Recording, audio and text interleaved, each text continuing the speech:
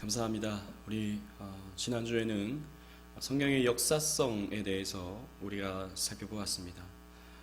성경은 단순히 어떤 신화적인 내용들 혹은 상징적인 내용들이 담겨진 게슈테로서의 성경이 아니라 히스토리인 성경, 정말 역사적 사실이 기록되어 있는 책이 바로 성경이라는 것을 우리가 살펴보았습니다. 오늘은 우리 성경을 보는 눈 두 번째 시간으로서 성경의 통일성, 성경은 1400여 년에 걸쳐서 40여 명의 저자들이 각기 다른 곳에서 기록한 책이지만, 그러나 이렇게 성경을 창세기부터 요한계시록까지 이렇게 쭉 살펴보면 놀랍도록 통일적인, 놀랍도록 유기적인 그런 책이라는 것을 우리는 발견할 수 있는 것이죠. 특별히 여러분 표를 한번 보십시오. 성경은 창조로부터 시작해서 새 창조로 나아가는, 새 창조라고 하는 어떤 완성 단계로 나아가는 역사의 계시를 담고 있다고 볼 수 있겠습니다. 그 중심에는 바로 예수 그리스도가 우뚝 서 있는 것이죠.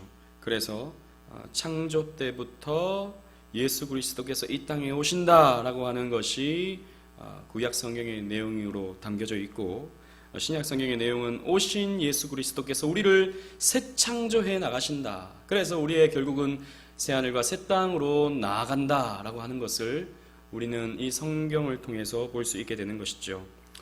여러분, 유명한 개혁주의 성경신학자 중에 게알더스 보스라는 신학자가 있습니다.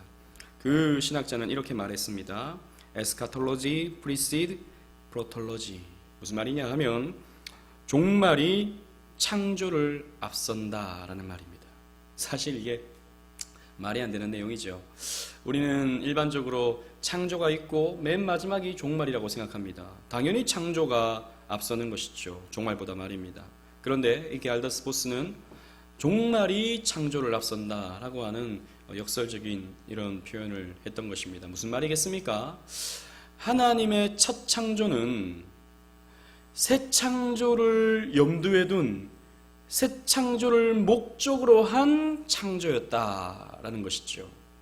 그래서 하나님이 이 창조를 통해서 새 창조로 나아가는 이 역사를 진행해 나갈 때 반드시 어떤 통일적인, 반드시 예수 그리스도를 중심으로 한 어떤 통일적인 메시지를 담고 있을 수밖에 없다라고 하는 것을 이 게알더스 보스는 설명했던 것이죠. 실제로 여러분 이 표를 보십시오. 이 표는 아주 유명한 성경신학자인 그레엄 골즈워디라고 하는 호주의 무어 신학교에서 성경신학을 가르쳤던 그 신학자가 성경을 이렇게 정리해 놓은 것입니다. 보시면 창조부터 다윗까지, 다윗부터 예수님이 태어나시기 전까지, 그리고 예수님의 시대로 이렇게 구분해 놓는데, 그래서 창세기부터 열왕기상 10장까지, 열왕기상 11장부터 말라기까지, 그리고 신약 성경을 이렇게 놓고 보게 된다면 이 계시는 이 3단 구조로서 어떤 통일성을 갖는데, 창세기 1장부터 열왕기상 10장까지는 구약 성경 역사에 계시된 하나님 나라, 즉 구약의 어떤 역사 속에 계시된 하나님 나라를 담고 있다면, 열왕기상 11장부터 말라기까지는 선지자들에 의해 계시된 하나님 나라가 담겨져 있는 것이고, 신약 성경, 예수님을 중심으로 한 이 신약 성경은 그리스도 안에 계시된 하나님 나라의 메시지가 담겨져 있다라고 이렇게 정리해 놓았습니다. 실제로 성경은 창세기부터 요한계시록까지 다 하나님 나라의 이야기를 하고 있다는 것이죠. 그래서 이 하나님 나라의 이야기가 이렇게 점진적으로 반복되어지면서 그 주체가 구약 성경의 역사 속에서, 그리고 선지자의 계시 속에서, 그리고 그리스도 안에 나타난 계시 속에서 이렇게 통일적으로 하나님 나라가 계시되고 있다라는 것입니다. 계속해서 보시면 창조부터 이 솔로몬까지의 역사는 하나님의 어떤 창조 역사, 하나님의 창조 역사가 어떻게 역사 속에서 나타나고 있는가가 기록되어 있고, 선지자들의 종말론을 살펴보면 하나님은 이제 새 창조를 준비하고 계신다라고 하는 말씀이 이 선지자들의 말씀 속에서 담겨져 있다는 것이죠. 그리고 그리스도 안에서 성취가 되는데 새 창조의 주체가 되시는 예수님을 이 신약 성경은 우리에게 보여주고 있습니다. 그리고 창조 때부터 솔로몬까지의 역사는 아브라함의 언약이 어떻게 점진적으로 발전하고 있는지를 그려주고 있고, 선지자들의 종말론을 살펴보면 그것은 새 언약을 통해서 이루어진다라고 하는 메시지가 선지서에 이렇게 예언되어지고 있다는 것이죠. 그리고 이것이 바로 그리스도 안에서 예수님의 피로 맺어진 새 언약을 통해서 성취되는 것을 우리는 신약 성경을 통해 볼 수 있게 되는 것입니다. 그리고 창조에서부터 솔로몬까지의 역사를 보시면 노예 상태와 출애굽 사건을 통한 하나님의 구속의 메시지가 담겨져 있고, 또 선지자들의 종말론을 보면 새로운 노예 상태와 새로운 출애굽 사건을 통한 구속의 메시지가 예언되어져 있고, 그리스도 안에서 이것이 새로운 출애굽 사건을 통해서 예수님이 우리를 구속하신다라고 하는 내용이 신약 성경에 성취되고 있는 것이죠. 사실 예수님의 모습들을 보면 예수님이 이 베들레헴에서 태어나시고 나서 어디로 갑니까? 헤롯이 어린 아이들을 죽이려 하자 애굽으로 들어가게 되는 것이죠. 그래서 시간이 지나서 애굽에서 다시 출애굽하셔서 나사렛에서 거주하게 되는 것이죠. 이런 것들이 바로 예수님은 바로 출애굽의 주체이신 분, 출애굽을 이루어 가시는 분이라는 것을 우리에게 가르쳐주고 있는 대목이라고 볼 수 있습니다. 그리고 창조에서부터 솔로몬까지의 역사를 보시면 하나님이 거하시는 처소로서의 성막과 성전이 나타납니다. 그래서 하나님이 이 아브라함과 이삭과 야곱에게는 직접적으로 나타나셔서 그들을 만나주시고, 이제 이스라엘 백성들에게는 광야에서 성막을 통해서 그들과 함께 해주시고, 이제 가나안 시대에 들어와서는 이제 성전을 통해서 그들과 함께 해주시게 됩니다. 선지자들은 하나님이 거하시는 처소로서의 새 성전을 약속하고 있죠. 그래서 이제 이러한 사람이 지은 어떤 건물로서의 성전이 아니라 이제 앞으로 새 성전이 온다라고 하는 것을 선지자들은 예언했던 것입니다. 그리고 그리스도 안에서 이것이 어떻게 성취가 되었습니까? 예수님은 인간과 함께 하시는 새 성전임을, 그 성전의 성취임을 보여주고 있죠. 그래서 예수님은 요한복음 1장에 보면 우리와 함께 거하시매라고 하는 표현이 나오는데, 그 거하시매라고 하는 표현이 바로 장막을 치시매라는 표현이거든요. 말씀이 육신되사 우리와 함께 거하시매라는 이 말씀은 바로 예수님은 우리의 새 성전이 되셔서 우리와 함께 하시고 우리에게 임재해 주시는 분이다 라고 하는 것을 가르쳐주고 있는 것이죠. 그래서 이 성전이라고 하는 것이 그리스도 안에서 성취가 되는 것을 우리는 살펴볼 수 있게 되는 것입니다. 그래서 예수님은 헤롯 성전을 바라보면서 이 성전을 헐라 내가 사흘 만에 다시 일으키겠다라고 말씀하셨죠. 그것이 어떤 의미였습니까? 그 성전은 곧 예수님의 육체를 가리킴이라 라고 말씀하고 있죠. 예수님은 그 성전이 바로 예수님의 임재로부터 예수님의 이 땅에 오심으로 예수님의 그 성육신으로 말미암아 성취되었다라고 하는 것을 보여주고 있는 것입니다. 그래서 이 성전을 헐라 내가 다시 사흘 만에 다시 일으키겠다라고 하는 그 말씀은 예수님은 이제 십자가에 달려 죽으시고 사흘 만에 다시 살아난다라고 하는 것을 예수님께서 말씀해 주셨던 것입니다.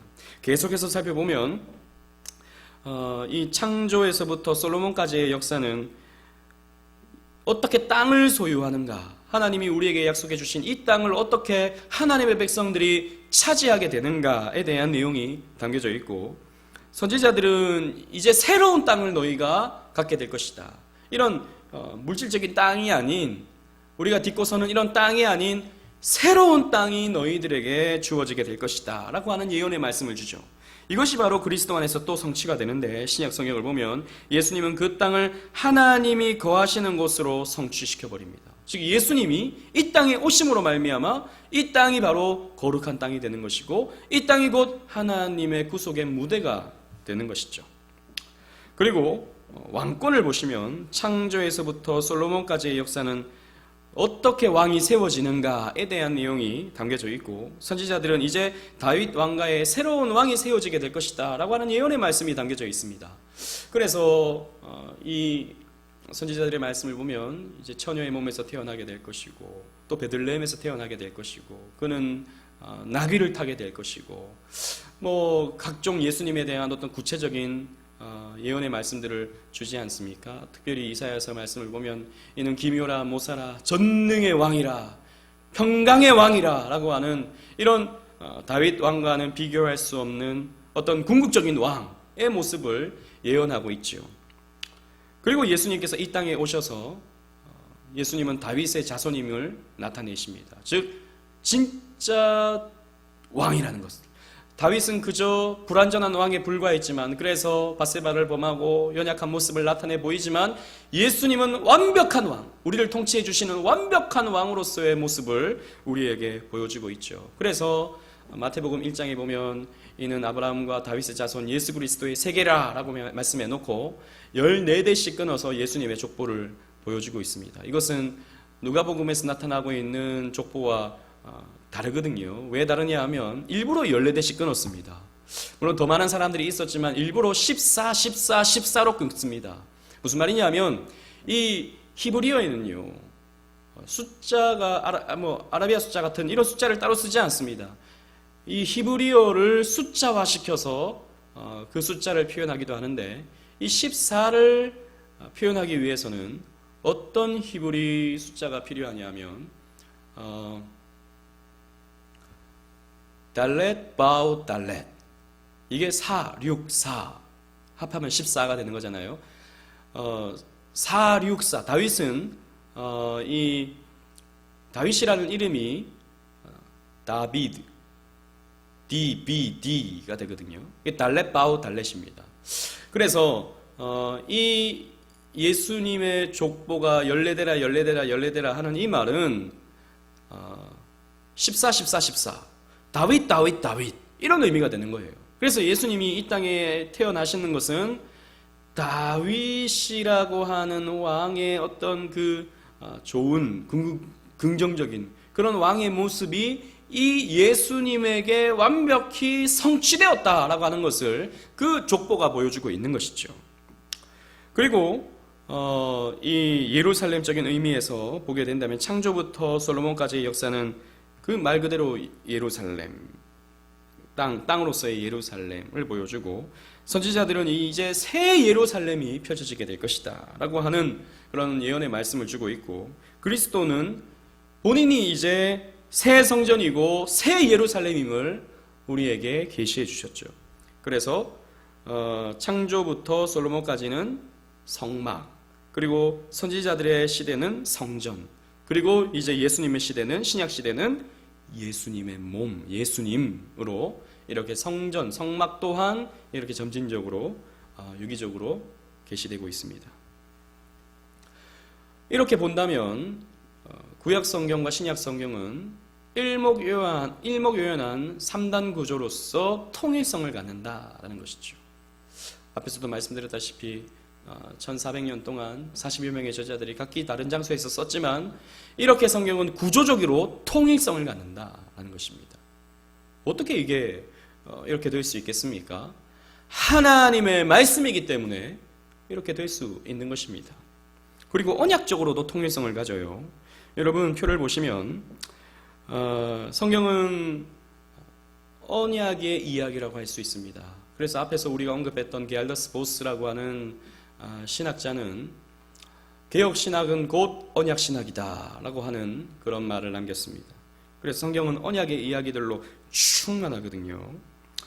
에덴 동산, 그리고 옛 족장들의 시대, 그리고 옛 언약의 시대가 펼쳐지다가 예수님께서 이 땅에 오심으로 말미암아 새 언약의 시대가 이제 펼쳐지게 되는데, 에덴 동산의 시대는 행위 언약이 주어졌었죠.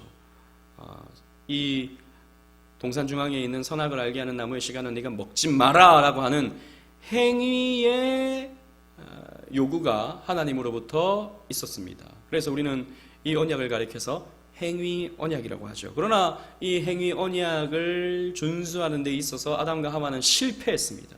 그래서 하나님은 다시 창세기 3장 15절의 말씀을 통해서 은혜 언약을 베풀어 주시죠.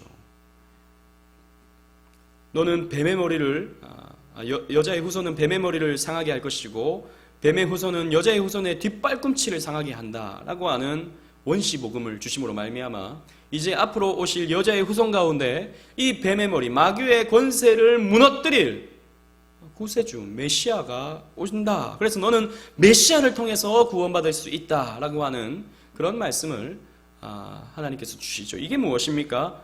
은혜의 언약이다라는 것입니다. 이제는 더 이상 너가 뭔가를 지키지 않아서 구원받거나 구원받지 못하는 그런 게 아니라 하나님의 은혜로 말미암아 하나님이 보내주시는 여인의 후손으로 말미암아 구원받게 된다라고 하는 말씀을 이 은혜 언약을 통해서 이루어 주는 것이죠. 그래서 이 은혜 언약이 역사 속에서 쭉 펼쳐지는데 하나님이 주셨던 이 구약의 율법들도 마찬가지입니다. 우리는 율법 그러면 이게 행위 언약이 아닌가라고 하는 생각을 하게 되는데 사실 하나님이 율법을 주신 것은 이것을 지켜 행해서 의로워지라고 준 것이 아니라 죄를 깨닫게 하기 위해서 이 율법을 주신 것이죠. 그래서 그 죄를 깨달음으로 말미암아 의식법을 지켜 나는 이러한 나의 죄를 대신 지고 가는 어린 양이 필요하고 메시아가 필요하다라고 하는 것을 생각하게 하고 믿게 함으로 말미암아 구원을 주시는 그러한 방편이었거든요. 그러므로 이 구약의 여러 율법들도 마찬가지로 은혜 언약 속에서 이루어진 제시되어진 언약이었습니다. 그래서 우리 또한 마찬가지죠. 우리도 뭔가 일을 해서 행위를 통해서 착한 일을 많이 해서 율법을 지켜서 구원받는 게 아니지 않습니까? 우리는 우리 주 예수 그리스도를 믿는 믿음으로 말미암아 구원받게 되는 말 그대로 은혜 언약 속에 거하게 되는 것이죠. 그러나 이 전 역사 속에서는 이렇게 되어진 전 역사 배후에는 삼위 하나님 간에 맺으신 구속 언약이 자리 잡고 있습니다. 즉 삼위 하나님은 창세 전부터 이 땅이 세워지기 전부터 형성되기 전부터 삼위 하나님은 이 땅에 사람을 만드시고 그 사람으로 말미암아 어떻게 구원에 나가실지를 미리 다 내려다보시고 구원 계획을 다 세워놓으신 거예요. 이게 바로 삼위 하나님 간에 맺으신 구속 언약이었다라는 것이죠. 바로 이 구속 언약, 행위 언약, 그리고 은혜 언약의 빛 가운데서 우리는 아담과 하와에게 주셨던 창조 언약, 그리고 노아에게 주셨던 노아 언약, 그리고 아브라함에게 주셨던 아브라함 언약, 그리고 이스라엘 백성들에게 주셨던 시내산 언약, 그리고 다윗에게 주셨던 다윗 언약, 그리고 선지자들에게 주셨던 그 선지자 언약, 그리고 예수님께서 이 땅에 오심으로 말미암아 주셨던 새 언약, 그리고 궁극적으로는 이제 예수님께서 이 땅에 다시 오실 때 이 언약이 성취된다라고 하는 그런 우리는 언약적 통일성을 성경을 통해서 우리는 발견해낼 수 있는 것입니다. 그래서 이 언약을 보게 되면 이 언약적 관점에서 성경을 보게 되면 성경은 어떤 책인지 우리가 명확하게 알 수가 있는 것이죠. 그래서 우리가 갖고 있는 성경에도 구약, Old Testament, 옛 언약, 그리고 New Testament, 새 언약의 말씀으로 우리에게 제시되고 있는 것이죠. 그리고 성경은요, 이 직분적인 관점에서 이 삼중직, 즉 왕, 선지자, 제사장이라고 하는 관점에서 또 통일성을 갖게 됩니다. 하나님은 기름 부음 받은 자, 예수님을 그리스도라 그러죠. 그리스도란 말이 무슨 말입니까? 기름 부음 받은 자라는 뜻이죠. 이 그리스도라는 말이 히브리어로 헬라 말인데 히브리어로는 또 무엇입니까? 메시아가 되는 것이죠. 그래서 우리 인류의 대표셨던 예수 그리스도, 둘째 아담이시니까 인류의 대표가 되시죠. 이 예수 그리스도의 사역은 또 구약에서 또 신약 속에서 또 통일성을 갖게 됩니다. 그래서 이 언약적 관점에서 성경은 이 삼중직, 즉 왕, 선지자, 제사장이라고 하는 관점에서 또 통일성을 갖게 됩니다. 하나님은 기름 부음 받은 자, 예수님을 그리스도라 그러죠. 그리스도란 말이 무슨 말입니까? 그리스도라는 말이 히브리어로 헬라 말인데 히브리어로는 또 무엇입니까? 메시아가 되는 것이죠. 그래서 우리 인류의 대표셨던 예수 그리스도, 둘째 아담이시니까 인류의 대표가 되시죠. 이 예수 그리스도의 사역은 또 다 예표되고 있고 성취되고 있는 것들입니다. 보십시오. 아담을 보십시오. 아담은 에덴을 다스리는 왕이었습니다. 그리고 그 하나님께서 아담에게 주셨던 말씀을 하와에게 또 그 자손들에게 전파해야 하는 선지자적인 사명을 받은 사람이었어요. 그리고 아담은요, 에덴 성전, 에덴은 거룩한 큰 성전이었다라고 하는 것을 우리 지난번 온 땅이 하나님의 성전되게라고 하는 말씀을 통해서 우리가 살펴보지 않았습니까? 기억나시죠? 그때 이 아담은 이 에덴을 경작하는, 다르게 표현하면 에덴을 지키는, 에덴 성전을 지키는 제사장이었다라고 하는 말씀을 우리가 나눈 적이 있었습니다. 아담은 왕이었고, 아담은 선지자였고, 아담은 제사장이었다라는 것이죠. 노아도 마찬가지였습니다. 노아 또한 하나님께 사명받았죠. 어떤 사명을 받았습니까? 정복하고 다스리라. 이게 무슨 말입니까? 어떤 다스리는 것은 왕이 하는 것이죠. 즉 왕적 사명을 이 노아가 받은 것이죠. 그리고 자신이 받았던 말씀을 이 후손들에게 전파해야 할 사명이 그에게도 있었습니다. 그는 예언을 선포하는 선지자였습니다. 그리고 제사장적인 사명을 그가 받았었는데, 우리가 그것을 무엇으로 알 수 있냐면 이 노아가 방주에서 나와서 무엇을 합니까? 하나님께 번제를 드리죠. 이러한 하나님께 제사하는 제사장적인 사명을 받았었고, 그리고 그는 포도원에서 이렇게 술 취해서 자신의 하체를 드러내는 그런 추한 모습을 보이기도 했지만, 분명한 것은 그는 포도원을 경작하는 어떤 제사적인 임무를 그는 담당하고 있었다는 것입니다. 또 아브라함을 보십시오. 아브라함은 말 그대로 족장이었습니다. 당시 족장은 하나의 부족 사회의 왕이었어요. 그는 왕이었습니다. 그리고 그는 선지자였습니다. 앞으로 하나님께서 그에게 주셨던 그 씨가 어떻게 성취될 것인지에 대한 기대감이 있었던 사람이었어요. 그래서 아브라함은 그 자신에게 주셨던 그 씨가 단순히 이삭이 아니라 그 씨, 갈라디아서 보면은 그 씨가 복수가 아니라 단수라 그랬거든요. 한 그 씨를 바라보면서 그는 믿고 구원받았다라는 말씀이 있습니다. 그 씨가 궁극적으로 누구를 가리키고 있는 것이죠? 바로 예수 그리스도를 가리키고 있습니다. 그래서 예수님은 아브라함은 나의 때 볼 것을 기뻐하였다라는 말씀을 요한복음 8장에 말씀하고 있죠. 그리고 이 아브라함이 두 번째 아내를 팔아먹었을 때, 이 아비멜렉에게 자신의 사라를 팔아먹었을 때, 그때 아비멜렉의 꿈에 하나님이 나타나셔서 그 아내를 보내라. 그 아브라함의 아내다. 그는 선지자다라고 하는 말씀을 하나님께서 주시거든요. 바로 아브라함은 선지자였던 것입니다. 그리고 아브라함 또한 세겜 모래 상수리 나무 아래에서 여호와를 위하여 단을 쌓는 제사장적인 그런 사명을 받았던 사람입니다. 모세도 마찬가지입니다. 모세는 이스라엘을 다스리는 사명을 받았었죠. 그리고 또 하나님의 말씀을 하나님께 받아서 직접 선포하는 선지자적 사명을 받은 사람이었죠. 그리고 모세는 하나님을 직접 경배하는, 하나님과 교제하면서 직접 경배하는 제사장적인 사명을 받았던 사람입니다. 다윗도 마찬가지였어요. 다윗도 이스라엘의 왕이었습니다. 그리고 시편을 통해서 오실 메시아를 예언하죠. 그리고 하나님을 찬양하고 하나님을 경배함을 통해서 하나님 앞에 제사장임을 나타내고 있습니다. 이렇게 구약의 인물들은 왕, 선지자, 제사장, 이렇게 언약받은 인물들은 왕, 선지자, 제사장의 모습을 나타내 보이고 있는 것이죠. 예수님은 어떻습니까? 신약시대의 예수님은 말 그대로 예수님은 만왕의 왕이셨습니다. 그리고 하나님의 말씀을 직접 선포하셨죠. 그리고 자신을 십자가에서 하나님께 바쳐지는 제물로 드리는 참 선지자로서의 모습을 나타내 보입니다. 그래서 예수님은 그리스도, 예수님은 메시아가 되는 것입니다. 그러면 그 예수 안에 있는 저와 여러분 성도들은 어떻게 되는 것입니까? 말 그대로 우리 또한 왕의 권세를 갖습니다. 우리가 하나님의 말씀대로 행하면 이 만물은 우리에게 순종하게 되어 있습니다. 우리는 왕의 권세를 받은 사람들이에요. 그래서 옛 찬양 가운데 왕 나는 왕자다 뭐 이런 찬양이 있지 않습니까? 예, 우리는 하나님 나라의 왕자입니다. 하나님 나라의 왕의 권세를 가지고 우리는 이 땅을 다스리는 그런 왕의 권세를 가진 사람들입니다. 우리는 하나님 말씀에 순종하여 이 땅에 할 모든 일들을 해나갈 때 하나님이 주시는 권세로서 모든 일들이, 또 모든 사물들이, 모든 사람들이 우리에게 순종할 수밖에 없다고요. 하나님의 권세로서 말입니다. 그리고 우리는 하나님의 말씀을 전해야 하는 선지자적 사명을 우리는 받게 되었습니다. 그래서 때를 얻든지 못 얻든지 우리는 복음을 증거해야 되는 것이죠.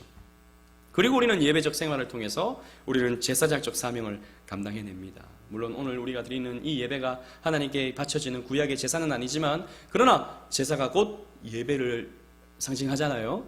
우리가 제사하는 것이, 우리가 예배하는 것이 곧 하나님께 바쳐지는 어떤 제사로서의 그런 의미가 담겨져 있는 것입니다.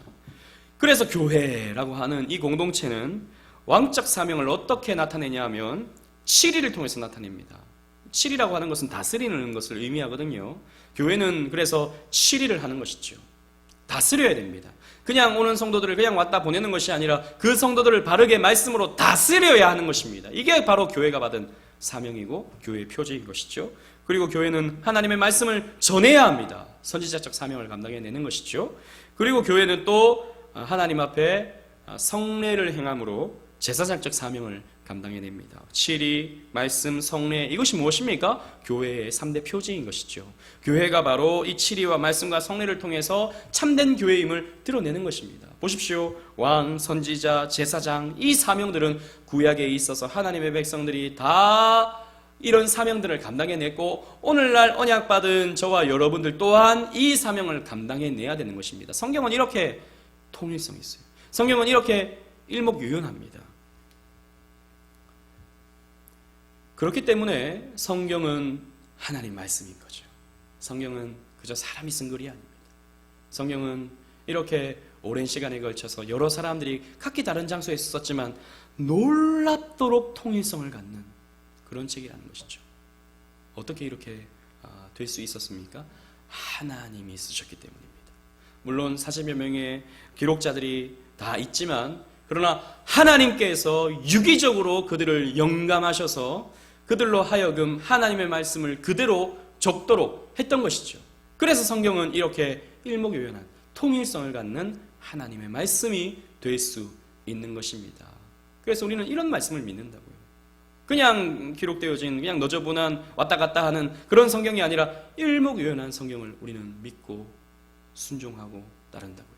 어떤 사람들은 성경을 보면 자꾸 내용이 왔다 갔다 하는 것 같아서 이게 뭐냐, 이게 고대에 썼으니까 사람들이 무식할 때 이렇게 썼다, 이렇게 주장하는 사람들도 있지만 여러분, 결코 그렇지 않습니다. 이 성경은 하나님의 말씀으로 창세기부터 요한계시록까지 정확하게 통일성을 갖고 정확토록 구조적이고 정확하게 모든 이 메시지들이 완벽하게 이렇게 정리되어진 하나님의 말씀입니다. 우리는 이런 하나님의 말씀을 믿습니다. 그래서 우리가 성경을 읽을 때 이렇게 구조적으로 성경을 읽으면 훨씬 더 재미있고 훨씬 더 우리에게 유익하다고 할 수 있습니다. 더욱더 성경을 보는 눈을 크게 뜨고 앞으로 저와 함께 또 이 교회에서 재미있게 성경을 연구하고 재미있게 성경을 믿고 따르는 저와 여러분들 되시기를 간절히 소망합니다.